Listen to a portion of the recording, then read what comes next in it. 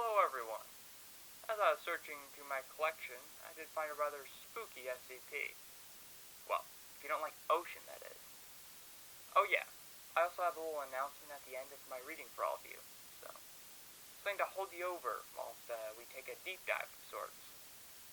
Item number 4687, Level 3 Confidential. Containment Class, Keter. Disruption Class, Kennick. Risk Class, Danger. Special Containment Procedures. SCP-4687 specimens are known to occupy coastal regions of the North Atlantic Ocean, especially around the British Isles and Western Europe, ranging in density of population towards the South Atlantic. Regions where activity from SCP-4687 have been identified are to be monitored closely by Regional Foundation operatives, and scientific expeditions into the bathyphygetic layer in these regions are to be heavily restricted. The following sentence has been stricken from the document, but I'll read it to you all anyways. Sightings of SCP-4687 in unmonitored regions are subject to immediate investigation in order to gather data on population density. Permanently withheld. See Incident Log 4687-A for more details. Public deaths thought to be caused by SCP-4687 are to be explained as circumstantial drowning accidents. If knowledge about the anomalous nature of SCP-4687 is publicized, MTF Gamma-5, red herrings, are to be deployed to propagate a cover story. Supposed scientific research is to be published regarding an esoteric psychological effect defined as suicidal ideation in open bodies of water, similar to suicidal impulse or the high place phenomenon. Description: SCP-4687 is the collective designation for an anomalous species of deep-sea cephalopod, thought to belong to an unidentified species or group of species within the genus Archaeotheridae, or also known as giant squid. While very little direct footage of SCP-4687 exists, subaquatic research expeditions and sonar scans have produced limited information about the anomaly. SCP-4687 are anatomically similar to Arthrodus ducks, only larger and more sparsely populated. SCP-4687 instances are a significant example of deep-sea gigantism. Male SCP-4687 instances can grow up to 24 meters in length, from the posterior fins to the tip of the tentacles, and female specimens have been found significantly larger, with some reaching up to 30 meters or more in overall length.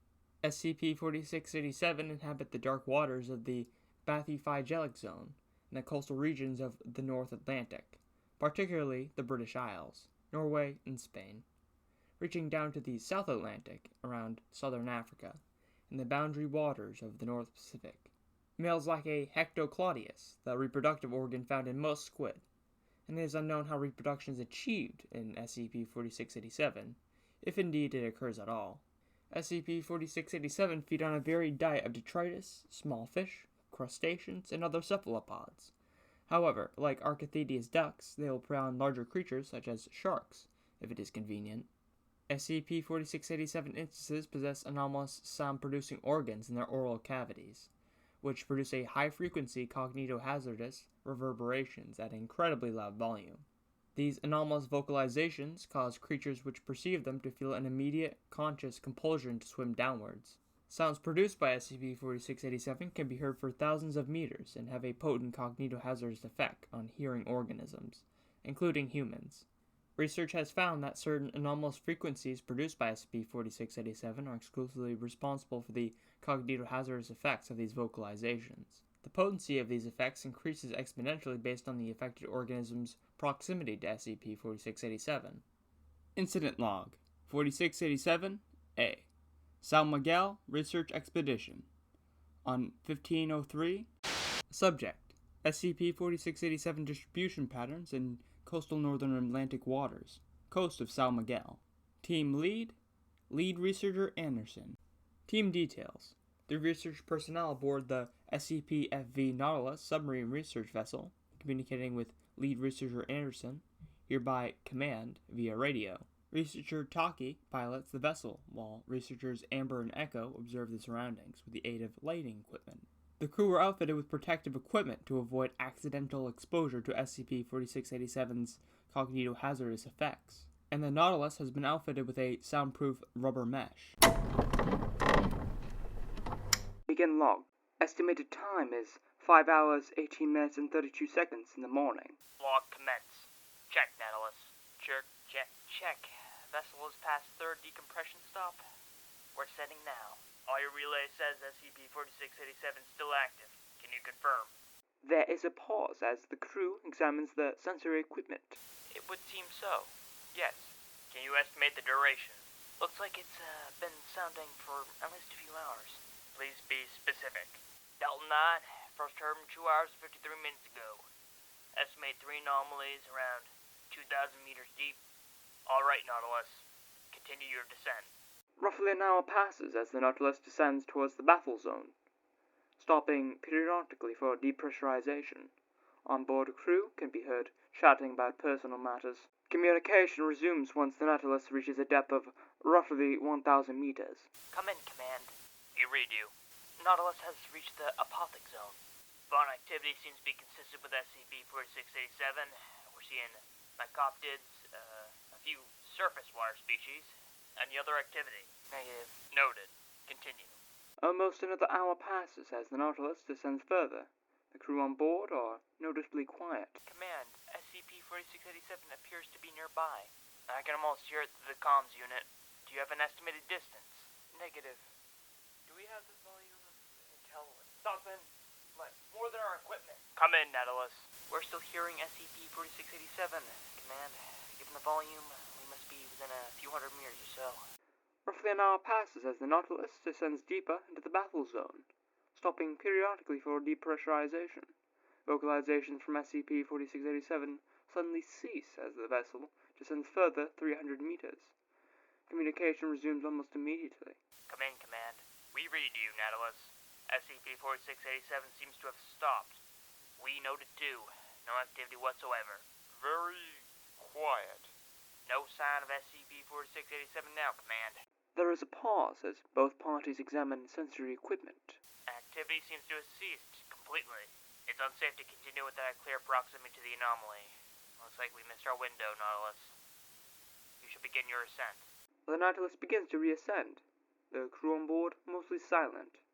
Communication resumes abruptly after almost 30 minutes. Echo, what? Command, come in, Nautilus. Command, SCP-4687 is directly above us. There is a pause in communication as the Nautilus abruptly halts its ascent. How far? About 5 meters. We're taking a video recording. We see it. Just sit tight, Nautilus. Almost 10 minutes pass as the Nautilus waits for a clear route to the surface.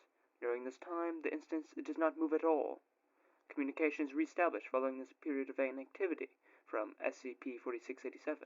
Command, it isn't moving. What the? Tentacle. It's like probing? Is SCP-4687 in contact with your vessel? We think so, Command. But it's right in our blind spot. We may be able to... Researcher Echo is abruptly cut off as the Nautilus is jolted by a hard thump from SCP-4687. Researcher Amber is heard crying out as the vessel rocks. Son of a...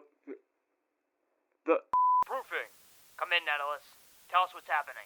It's hitting us. We think it's attacking the vessel. Another thump, this time from a different instance of SCP-4687, which had appeared from the opposite side of the... Several instances of SCP-4687 begin to close in around the vessel during the following exchange. There's 2, 3 of them. Please try to stay calm. We're working on what to do next. For a few moments, the crew of the Nautilus can be heard frantically trying to find an opportunity to escape. There is another, much louder thump as an SCP-4687 instance attacks the vessel. One above us. We can't. You'll be pushing past it. Command, we need some help here. Oh god. Nautilus, you'll have to resume your ascent. The instance above you will have to move if you ascend with force. Copy that, Command. We're ascending. There is a very loud creaking as the Nautilus is once again thumped by an instance of SCP-4687. The impact ruptures the Nautilus's protective gel coat, breaching a hole in the vessel's external frame, bursting a small hole and compromising the vessel's soundproofing. All 3 instances of SCP-4687 immediately begin vocalizing. The sound they are producing is at a far greater volume than the limit of the crew's protective equipment. What's happening, Nautilus? Come in. There is a momentary pause as the Nautilus is rocked by instances of SCP-4687. It is no longer attempting to ascend. Researcher Echo can be barely heard over the sound of water rushing into the vessel. Come in, Nautilus. Respond immediately. Command spent an additional 3 minutes attempting to re-establish contact with the Nautilus. Researcher Echo can be heard responding, apparently giving instructions to Researcher Taki. Jimmy. Wonderful. Deep. Echo. Robin, my love. Please. Despite numerous attempts, there is no further response from the crew. Due to the increasing volume of the SCP-4687 vocalizations, it is unknown if any subsequent response was attempted. Lead researcher Anderson was forced to sever communications with the Nautilus to inhibit the cognitohazardous effects of SCP-4687 from affecting members of the control team on surface. End log. Several distress messages and further communication attempts were made with the Nautilus as it descended deeper into the battle zone. However, the vessel was considered decommissioned after it stopped receiving distress signals no more than 20 minutes after the incident. Early attempts to salvage the vessel were originally met with failure, and the crew on board were considered deceased. Well, I wouldn't consider them deceased, I'd consider them fish food. Further manned research expeditions into sightings of SCP-4687 are permanently withheld, and requests for human examination of wild instances will be automatically declined. Research surrounding the possibility of higher intelligence in SCP-4687 instances is currently pending approval. Well, that was depressing. Well, hopefully my little announcement will cheer you all up. This October, I'm going to announce that I'm going to be doing Tailtober, which means I'm only going to be doing tales during October. Tales from all across the world. Are they real? Who knows? They're tales, after all. Oh yeah, I'm also going to introduce my new AI. We'll be doing the voice acting for these tales as well as doing voices for the video transcript, so you all don't just have to listen to me all day. I call him Slava. Say hi, Slava. Hello everyone. His name is actually an acronym, which stands for Sawyer's Little Artificial Voice Actor. I got him from Jeffrey, the tech guy I spoke of in the first video. Alright, I hope you all have a good day, night, or whatever equipment you have, and goodbye.